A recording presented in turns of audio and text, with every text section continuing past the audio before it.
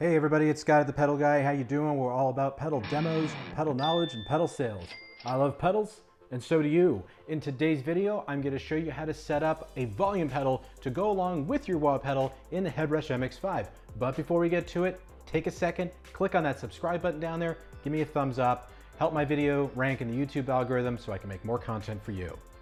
Well, this is a frequently asked question. I get it all the time, especially after last week's video, and I want to show you quickly how to set it up. It'll only take a minute.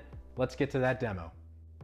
As you'll recall from last week's video, I showed you how to quickly and easily set up a wah pedal inside of any Headrush rig, and we're going to use that same rig again here. But this time we're going to take it a step further, and I'm going to show you how to set up a volume pedal along with that wah, and you can use the single expression pedal here to toggle between those two effects. So you can have one pedal to use either of those effects. It's a very handy and effective workflow feature. So what we'll do first is we're going to take that tube screamer and I'm going to move that over one. So now I have an empty signal block here. And from that empty signal block, I'm going to go ahead and select expression, volume, and default expression. So now if I turn the guitar up here on the MX5 and I play a chord,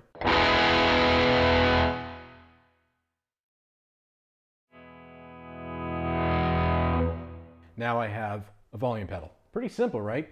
Now, if you're wondering why I placed it all the way at the beginning of the signal chain, that's so I could retain all of the ambience of any effects that have tail ends at the end of the effect. For example, in this rig, I've got the 11 reverb, but if I had like a delay or something like that, and I wanted to retain all of those reflections, you want to put it at the beginning of the signal chain. Now, if you put it at the end, you'll get something that sounds a little more artificial.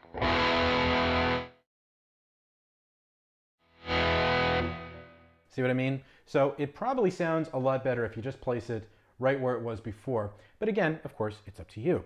So additionally, what I now have is the ability to actually toggle between these two effects. So if I use the toe switch now, you can see that it's selected the wah, so I can play something from the wah if I want to. And then I can move over to the volume. And that's just as easy as it gets, right? So if we go to hardware assign, we have a look at what's going on here behind the scenes.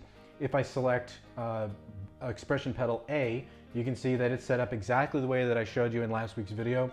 And if we go to expression pedal B, you can see that it is set up, if we go to assign, you can see that it's set up to volume.